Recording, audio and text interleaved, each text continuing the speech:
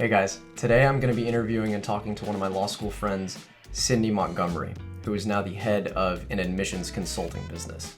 Sydney's a good friend of mine. She's doing a lot of really creative, intellectual, and groundbreaking stuff in the admissions consulting business, both for undergrad and for law schools. We unpack Harvard getting downranked, as well as the recent law school admission cycle and other things you should keep in mind. I really hope you enjoy it. As always, please make sure to leave a subscription right down below and a comment if you feel like it. Smash that like button, and I'll see you guys soon. Thanks.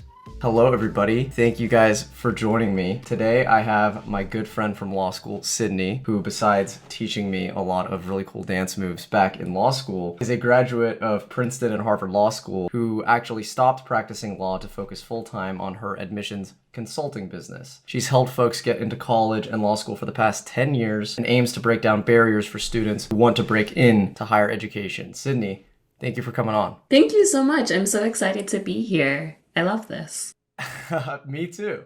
First of all, did I miss anything? Why don't you give us your sort of 30-second, a minute elevator pitch on what you're up to, just in case I didn't hit on some of the stuff you're focused on right now? Yeah, I mean, you actually covered a good amount. I was a practicing family lawyer. I did pivot from practicing law to admissions consulting full time. I'm one of those people that like to make sure that if I'm going to do something, I do it right. So I am a member of the Independent Educational Consultants Association and the National Association for College Admission Counseling.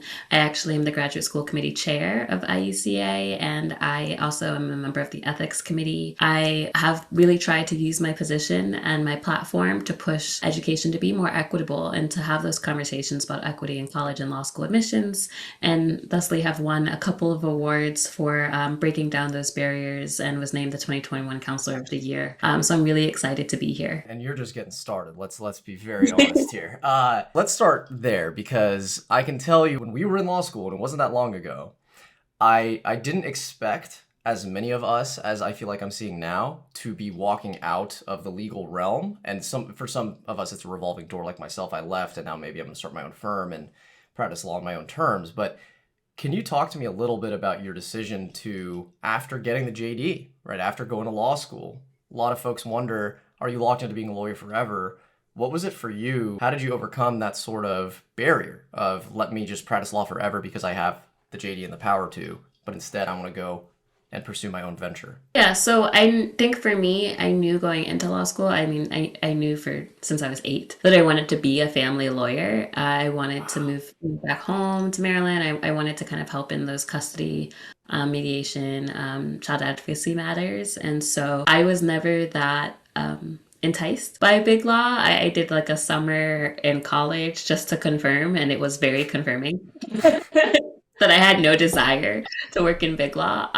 But so I knew that I really enjoyed working with children. And we talk a lot about the education gap. We talk about teachers, we talk about funding. But for me, I saw a big piece of the education gap as who was at home, information dissemination. And honestly, that's still what kind of spurred my decision to move into educational consulting. But information dissemination and having the resources and the support, which at the time for me looked like, okay, mom and dad or whoever your guardian is, to really help you is such a crucial piece of the education gap. I did see, however, when I clerked for a judge on a family rotation, and then I did practice law. I did practice family law. I wanted to make more of an impact. I actually felt like I was a little bit more of just a spoke on a broken wheel. And I wasn't really making that kind of systemic change that I wanted to make. And for me also, I'm a very religious person, and I had simultaneously gotten my certificate in independent educational consulting from UC Irvine while I was clerking, while I was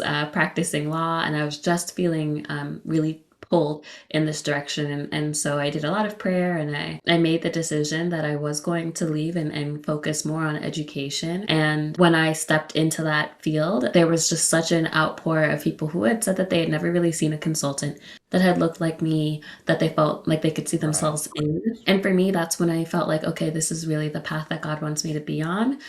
because the lives that I'm touching are going to actually, create those community builders, those change makers. The people that I work with could be people that change the laws in this country forever. And Yeah. so for me, it felt like I was making a little bit bigger impact. And especially as we, as a company, also move into the ed tech space to continue to further that impact, I can see how this is where I'm able to make the most change in the kind of equity gaps that we see in this country. There's a lot of things I want to dig into there. The first thing that you touched on briefly, and you're so wise for figuring this out when you were younger, is big law is not for me. And I can tell you, I agree for the most part. I went to Wilson-Sonsini for a couple of years after law school simply because I felt like it was a place to build skills and make good money and whatnot. But when I got there, I found that, at least for me, the thing that I really didn't like was the lack of efficiency. I felt like people really just cared about the job and there wasn't really much attention paid to other things. What was it for you that didn't draw you in, so to speak? Especially at our law school, where I don't want to say that the institutions kind of push you in the direction to go into big law, but I think the institutions kind of push you in the direction to go into big law, right? So there's a lot of peer pressure yes. To go into that path. For me, I like people. I'm very people oriented. Like I said, the reason why I wanted to be a lawyer was to go into child advocacy and family law, and those just aren't practice areas at big law firms. It's just like not a thing.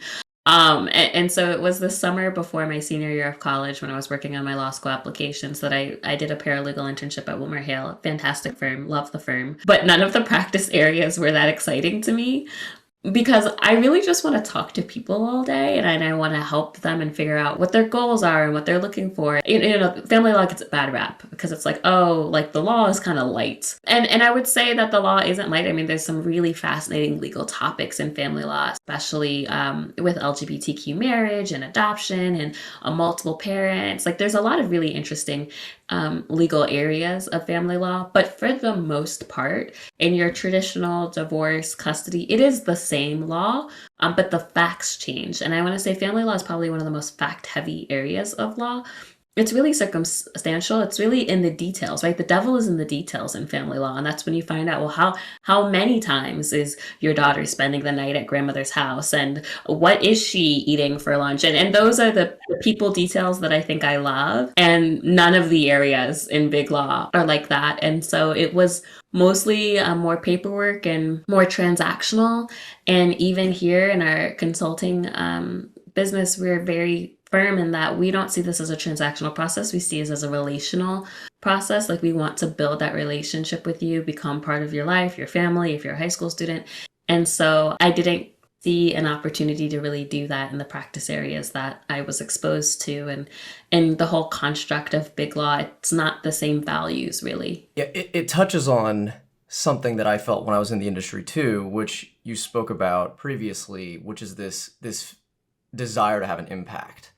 And what I found in big law, similarly to you, I think, is you're very much a cog in the wheel for most of the time these sort of monolithic corporate clients, not literal human beings that are gaining intrinsic value from your legal services.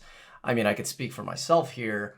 I was one of the attorneys who, and moral posturing and moral questioning and internal infighting aside here, I was one of the attorneys who drafted the authorization for the board of directors for Lyft to create a super PAC that essentially fought against Proposition, I believe it was 22 in California, which essentially, in my legal / personal opinion, did not do drivers justice. Not only am I not impacting these folks that I would like to help, the drivers, I'm doing the opposite because I'm pushing and aiding the company in its process of controlling and retaining power and authority. Let me ask you this. When you were looking around in the legal profession then, maybe big law wasn't it for you, but was there any other avenue or law firm that you saw that maybe you could make an impact in that you wanted to, but it just wasn't big enough? And what I'm getting at here is, I feel like in my own journey through law, the impact is what I've been chasing too, and that's what actually led me out of the profession. And now I'm getting back into it a little bit. But I'm curious from your perspective if you think this is a law industry thing, or if maybe we're just missing some of these components in the legal industry, like these smaller law firms, like these firms that are more focused on socio and economic issues that we're focused on? I think, and I can only really speak, for my legal experience, which is mostly constrained to family law. I think there are definitely ways to make larger impact, but you can't, at least I didn't see the combination of larger impact and direct people service. Yeah. Right. And so a lot of the students that we work with, they want to make that larger impact. And it looks like policy, right? It looks like legislation that changes the way that we look at the best interest of a child, or changes the way in which we're defining marriage. There are multiple ways to make a large impact in the legal field, but you will not also be then having that direct one-on-one everyday client interaction, right? Yeah. You sort of have to choose if you want that kind of direct services or policy work, as those two sides of the coin may be. And so I think it's a little different from what I do now, because even if you do the direct services work in family law, you help this one family, there's like the impact doesn't go beyond that one family, and it's great. I mean, to help a family, to help a child is a fantastic thing, but it is very contained. Versus if I help one student become a lawyer, they can then help others, right? It's more of a domino effect. And so I would say that you can make a lot of change as an attorney, and it might be different for also different areas of law, but it is hard to make large scale impact and do direct service work as an attorney. And I think for me, that's where the rub was. Yeah, I fully agree. You don't have a lot of the big picture institutional and infrastructural changes when you're purely representing clients, even though you need both sides of the coin. Let me pivot a little bit and talk to you as the chief admissions expert of the universe, but more importantly, right now between you and me. This past law school admissions cycle, I've heard from folks in our community, has been very competitive. I have heard that the median LSAT and GPAs are ticking upward. There's a lot of speculation as to why. Maybe more people want to be lawyers. Maybe the GRE is inflating the LSAT medians and whatnot. Give me your take here on sort of this trend, this year academically, and where you think it might be heading as well for law school admission specifically. Absolutely. So it's impossible to understand the 2021 to 2022 application cycle if you don't understand the 2020 to 2021 application cycle. Because in most and basically all respects, the 2021 to 2022 application cycle is simply a reaction to the 2020 to 2021 application cycle. And when you look at it, the 2020 to 2021 application cycle was the most competitive application cycle in ABA history. This past year, 2021 to 2022, was less competitive than last year. More competitive than, the before times, before COVID, right? But less competitive than last year. And I would predict that next year will follow the same trend, being perhaps a little bit more competitive than 2019, 2020, but overall less competitive than the past 2 years. This cycle saw a lot of schools overcorrecting for a lot of what happened in 2021 or 2020, 2021, because there are a number of things that create a rise in law school applications, and that cycle happened to have all of them, right? In an election year, more people go to law school. There was also the confirmation of Chief of Justice Amy Coney Barrett, right? And that causes people to go to law school.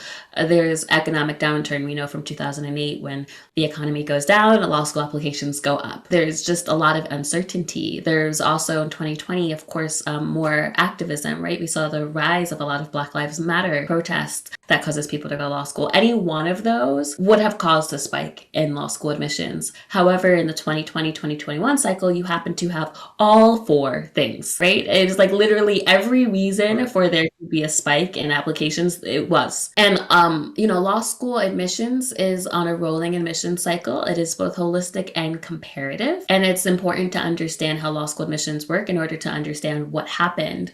Because in the fall of 2020, law schools didn't fully know what was going to happen, right? They have certain trends and practices that they do based on prior years, right? They have algorithms that they use based on prior years. And it became very apparent fairly quickly, but definitely by December and January, that, oh my goodness, applications are up. They were up almost 30%. We did not account for that when we started making acceptances in September and October, right? And now we're in this situation. That's when you start to see schools like Notre Dame over enrolling and having just a fiasco of a deposit day situation. You had a number of schools that over enrolled and were offering generous deferment bonuses. Then you just had more students deferring because of uncertainty with the pandemic. And so basically, however many years of algorithms and trends and best practices went out the window for a lot of law schools because they were in a situation that they had never seen before. And so then when you see this current cycle, you see a lot of schools. One, this was one of the slowest cycles that we have ever had. There are still some schools who have not released all their decisions.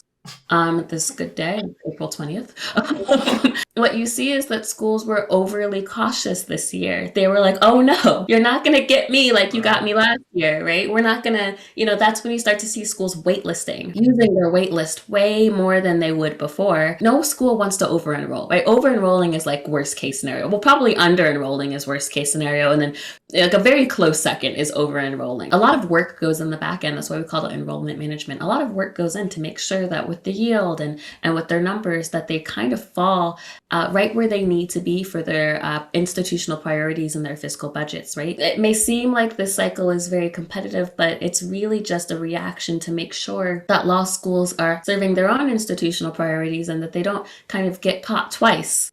In a situation that they're not expecting. And that's really where the cycle has come from. Now, as that evens out and balances out a little bit, that's why I said I predict next cycle will be probably a little less competitive than this cycle, because some of that stuff will have naturally worked itself out. And by the time you get to year 3 of this kind of new normal, we start to have some data and some trends. But you can imagine, not being able to have a guidebook for how to go through this last cycle and then only having a small piece of data for this cycle. And it is true that LSAT medians did go up. They went up during the 2020-2021 cycle. Like I said, it's all a reaction. LSAT flex numbers, there was a huge increase, and schools don't report their medians until the end of the cycle.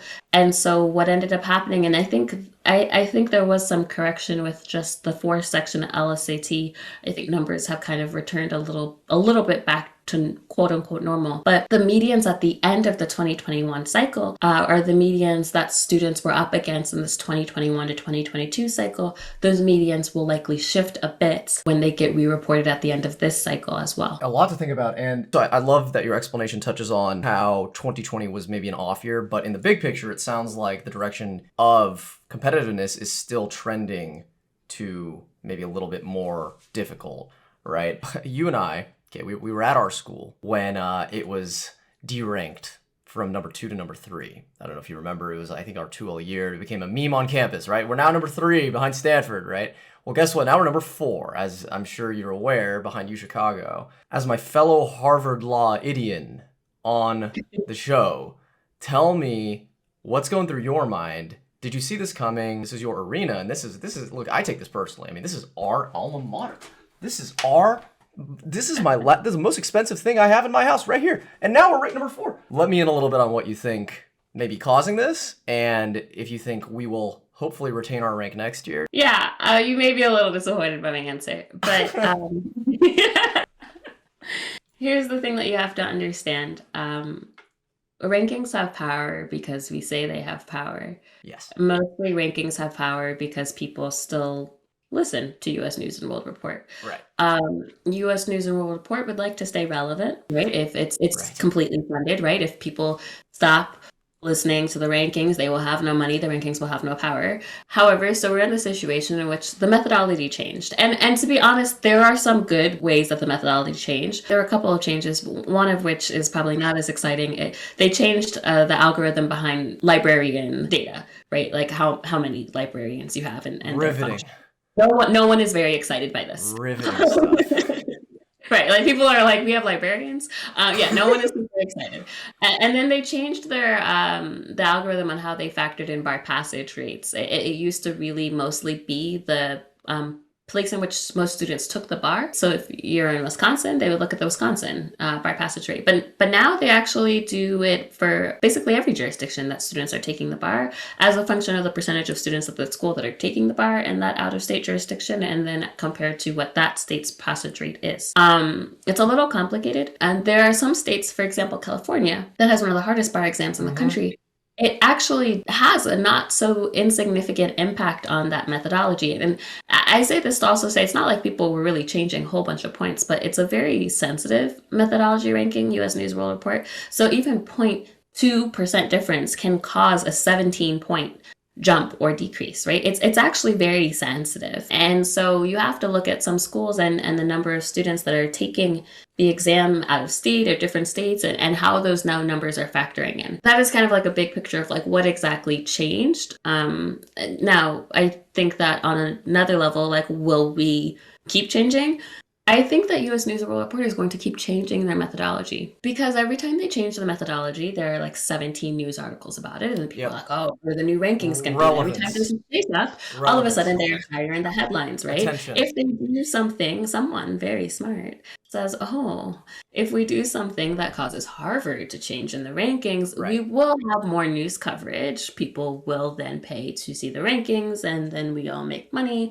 I am not saying it's all a conspiracy. I'm just saying that there are a lot of factors at play. I tell students that you should take rankings with a grain of salt. Is Harvard any worse of a school today than it was 3 years ago? No, it's the exact same school, right?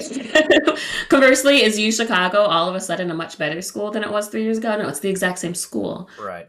Now, if your school dropped 20 points, I would suggest that you look at things that are maybe a little bit more stable, like bar passage rate. If your school's bar passage rate dropped by 20%, yeah, that's a concern. Yeah. I would maybe dig into that, right? You can look at the employment score. You can look at the median salaries. These are 3 numbers that are very objective and mean a lot more to you as an applicant than necessarily what those rankings are. Now, if you look and you say, well, my school dropped 17 points, but their employment score is exactly the same, and their bar passage rate is exactly the same, and their median salary is exactly the same, then probably you should not care so much. Other than, of course, rankings do affect behavior, and to some degree, it can affect your employability in certain markets. But to be honest with you, most firms are no longer, they're not saying, well, we're just not going to hire as many people from Harvard this year because now they're number 4 and now it's only Columbia or Yale or bust, right? It really is not going to affect within those small rankings. If you look at the top 25, they're still basically the top 25. If you look at the bottom unranked schools, they're basically the same. Yeah. Yeah. What you noted about conspiracy theorizing here, I'll just add on and say there's nothing at all conspiracy driven about the fact that US News and World Report is a company with an incentive to make money. And how do they make money? Like you said, it's by remaining relevant, it's by gaining attention. So I think that it's a very reasonable thing to discuss whether they do these things purely for the PR and the press coverage. And of course, at least I will probably never know, but I love that you focus on the core data points of bar passage, job opportunities, the things that actually matter and are tangible. And also, I would just add the brand name. Because listen, even though Harvard has never been ranked number 1, the look on people's faces when, I mean, you've probably experienced this too, when you drop the H-bomb on people, and I'm not talking about in the legal field, I'm talking outside the legal field, it's second to none, okay? It's no one has that jaw drop for Yale or Stanford. It's there, but it's not like Harvard. And even if we're ranked number 4, that power will still remain, and it'll remain if it's exactly the same. It's exactly the same. I think the only other thing that I would say is that it's important to note that rankings are open to manipulation, right? They also take into consideration like what your peers think about you. Like there's a lot of like there is like a lot of weird surveys that happen. But there was the news article that happened this year about Columbia, right? And the Columbia professor that came out and said, for undergrad admissions, our undergrad rankings, and the Columbia professor that came out and said, no, Columbia's been fudging some of these numbers, right? The rankings are not immune to manipulation in some ways. And I think that's just really important because some of these numbers are self-reported by schools who are obviously interested in climbing the rankings at any level, whether you're talking about those that ranked 50, 80, people have desires to get into the top 100. I'm not saying that all schools are fudging their numbers, but I'm just saying that you have to understand that there is some level of imperfection. imperfection in the Yeah, rankings. Thank you. absolutely agree with you. Sydney, if folks want to get in touch with you to get into their dream law school, their college of choice, first of all, let me say you guys should all check out S. Montgomery Admissions TikTok, which is at SM Consulting. You might see my face, but that's actually the company's channel. But Sydney, what is the preferred method of contact that folks can reach you, learn more about you? And I should just add here that people who want to get into their dream law schools or undergrad, this is a gold mine, right? Sydney is doing what we, I would argue, didn't really have when we were younger, which is sharing a lot of this information, resources, perspective from someone who is in the thick of it. It's not something you're going to find elsewhere. Sydney, where can they find you? Absolutely. You can find us at S. Montgomery Consulting. You can also find us the same at Instagram. We would love to get in touch with you. We have a number of different resources. We have quick start essay plans that start as low as $35. We have all the way up through private consulting. I know that it's really hard. We specialize in working with first gen and minority students. 91% of our students are first gen or minority or minoritized students. And I would say 78% of our students have gotten into a top 30 law school. Of course, we don't make any guarantees or promises about anything. But, one of the things that you can do is control the parts that you can control. And we really work with you on your essays, on timing, on making good investments. 56% of our students get at least a half tuition scholarship to law school. It's really important when you think about building generational wealth. So I would say, if you are someone looking to get help on the process and real help, if not transactional help, right? Like real help, telling your authentic story in your essays, maximizing your essays, having someone just to help you through the anxieties that you might face. We are real big advocates of mental health, of mindfulness, of wellness. We are here for you, and we would love to be part of that journey. And like you said, you can just find us right on our website, smontgomeryconsulting.com. You'll see the option for law school, or you can hit us up on Instagram. We would absolutely love to be part of that. You can also follow us on YouTube. S. Montgomery Admissions Consulting has a YouTube. We go live every week with the Break Into Law School show. You can also listen to us wherever you get your podcast. Break Into Law School is on Spotify, Apple Music, Audible, all the good stuff. I love it. Thank you, Sydney. And I'll make sure to drop all of those links down below so that folks can easily access. Seriously, if you want to get into law school, this is it, guys. This is a no-brainer. This is seriously a no-brainer.